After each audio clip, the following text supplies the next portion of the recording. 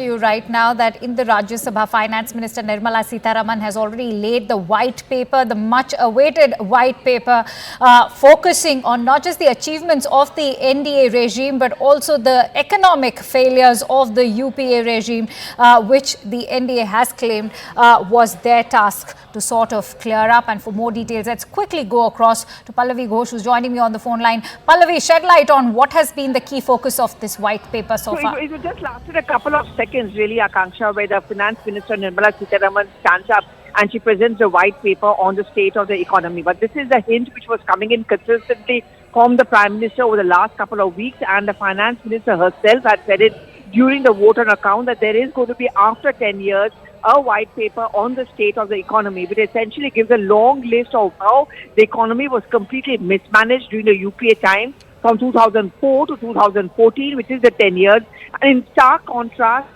of economic growth and development in all sectors under 2014 to 2024. It's very clear after this, Akanksha, that now this white paper is going to be used as a benchmark for the government and the BJP particularly to make the point that here's another reason why we need to be voted back to power in 2024. We defied all odds. We defied every kind of the naysayers. And here it's been a story of economic growth where everyone's life has been touched upon, from women empowerment, money coming directly to the accounts, the Ujjwala scheme, and the banking and the insurance sector becoming robust, India being Atmanirbhar, and also how foreign investors now consider India to be a safe haven to invest. So whether it's Tesla, whether it's iPhone, all of those are opening shops over here in India because of India's positive economic growth story.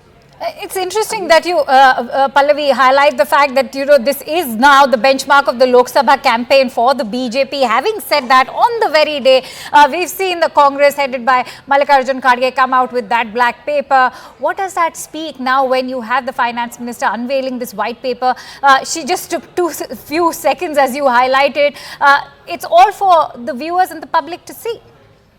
Well, I mean, I think the Congress was pushed to come out with this black paper because they wanted to preempt this white paper, and also a kind of a counter to the narrative being now pushed by the government that all is well with the economy. If you remember, the formation of the India Front was on the fulcrum of the fact that BJP does idhar-udhar ki baatein. They talk about religion, they're divisive with nature, because they don't want to deal with the real issues, which is that of the economy. I think that the white paper is a government's counter to that. And the counter to the white paper, of course, was a black paper released early this morning by the Congress president. The whole brochure actually gives out details about how there has not been a growth story in the last 10 years. Interestingly, Akanksha, it also puts up statistics in stark contrast to that of the UPA, which says that during the UPA time, there was a growth in almost every sector. It was a robust economy, but the present one is just a smokescreen. Nothing really has changed as far as the lives of the people are concerned. And to counter that, it's very important to put into perspective, Pallavi, because the fact is that the white paper is not just about shunning the UPA regime. It's also talking about the achievements of the NDA regime, whether it is women empowerment or sort of focusing on various sectors, especially when it comes to infrastructure development. Take us through all those achievements that have been highlighted in the white paper. Well, we're going to wait for the details of the white paper to start coming out, but I think that there have been enough cues coming in from the government. They have been talking about 10 years of Sonia Gandhi Raj opposed to the 10 years of Narendra Modi Raj. That again, I would say, Akanksha, is a very interesting take. Till now, the BJP has not made a frontal attack on Sonia Gandhi. What they're now trying to show is that you may have come out with a National Advisory Council, you may have come out with an NGO kind of culture, you may have talked about farm loan waivers, but they came to nothing. They were only pre-election freebies or announcements which were made, which was not actually changing the lives of the people. Here, talk about farmers, they're going to talk about the backward class, the OBCs, the Muslims, the minorities, everyone. I mean, on one hand, if you have the corporate sector which has to invest, there are startups coming up, and the people, for example, who belong.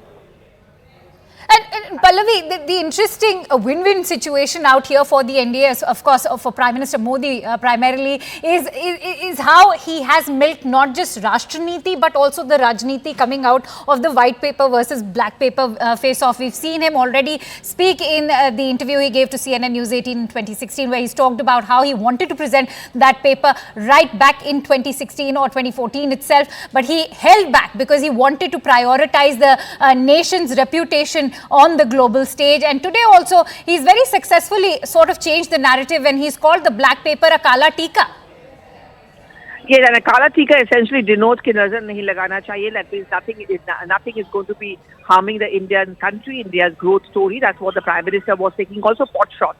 But you know, it's going to be interesting with a couple of points. One, of course, Dr. Manmohan Singh got a very warm farewell from the Prime Minister.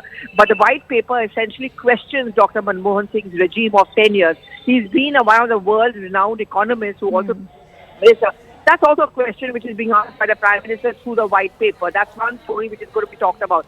Second, I think is very interesting, Akansha, is the 2014 elections were fought on the bank of an economic distress. How there were scams after scams. And therefore, it's the ministers and the cronies who were benefiting, whereas the Aam Aadmi were not even improving in their lifestyle.